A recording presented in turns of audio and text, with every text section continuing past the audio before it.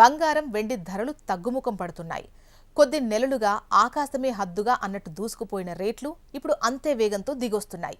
ఈ April June త్రైమాసికంలో గడిచిన దశాబ్దంలోనే ఎన్నడూ లేనంతగా గోల్డ్ విలువ క్షీణించింది. 3 నెలల వ్యవధిలో ఈ స్థాయిలో ధరల క్షీణత ఇదే అని చెప్పొచ్చు. ఇక సిల్వర్ వాల్యూ సైతం 4 ఏళ్లలో భారీ పతనాన్ని చవిచూసింది. 17.6% తగ్గింది. 2022 జూన్ తర్వాత ఇప్పుడే ఇంతటి క్షీణత అని చెప్పొచ్చు. నిజానికి వరుసగా 15 నెలలు పరుగులు పెట్టిన పుత్తడి వెండి ధరలు ఒక్కసారిగా రివర్స్ గేర్లోకి వెళ్లడంతో మార్కెట్లోనూ స్తబ్దత నెలకొంది. కొనుగోలుదారులు వేచి చూసే ధోరణి అవలంబిస్తున్నారు. అంతర్జాతీయ మార్కెట్లోనూ ధరల పతనం స్పష్టంగా కనిపిస్తోంది. ఈ ఏడాది జనవరి 28న ounce gold all time high రికార్డును సృష్టిస్తూ $5,417 పలికింది. సిల్వర్ తొలిసారి $117గా నమోదైంది. అయితే ఇప్పుడున్న ధరలతో పోలిస్తే బంగారం 24%, వెండి దాదాపు 47% తగ్గింది. ప్రస్తుత ట్రెండ్ను బట్టి ఇంకా తగ్గొచ్చు అన్న అంచనాలైతే వినిపిస్తున్నాయి. ఇదే జరిగితే భారతీయ మార్కెట్లోనూ రేట్లు మరింత దిగొస్తాయన్న అభిప్రాయాలు మార్కెట్ నిపుణుల్లో వ్యక్తమవుతోంది. అమెరికా డాలర్ బలపడ్డం, యుఎస్ బాండ్ ఈల్డ్స్ పెరగడం, ఫెడరల్ రిజర్వ్ బ్యాంక్ వడ్డీ రేట్ల పెంపు అంచనాలు బంగారం వెండి ధరలను కిందకు లాగుతున్నాయని మెజారిటీ మార్కెట్ విశ్లేషకుల మాట.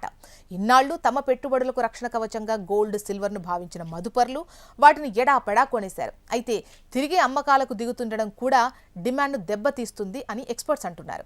ఇక స్టాక్ మార్కెట్లో టెక్నాలజీ షేర్లలో నెలకొన్న అమ్మకాల ఒత్తిడి సైతం గోల్డ్ అండ్ సిల్వర్ రేట్లను దిగజారుస్తున్నాయని చెబుతున్నారు.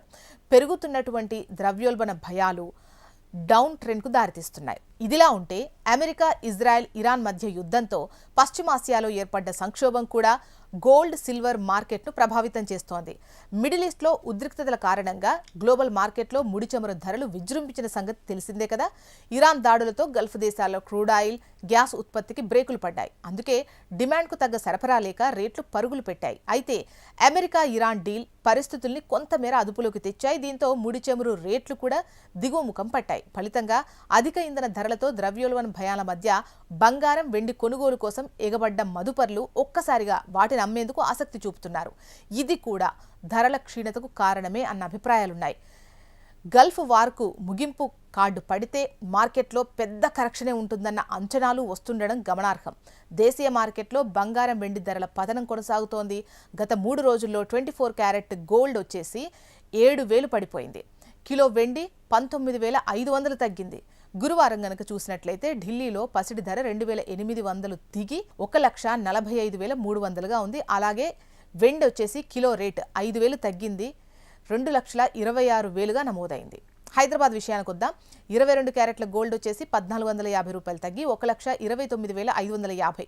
ఇక అంతర్జాతీయ మార్కెట్లో ఔన్స్ గోల్డ్ వచ్చేసి $21.15 క్షీణించి $3,978.06గా ఉంది. సిల్వర్ వచ్చేసి $57.1గా ట్రేడ్ అయింది.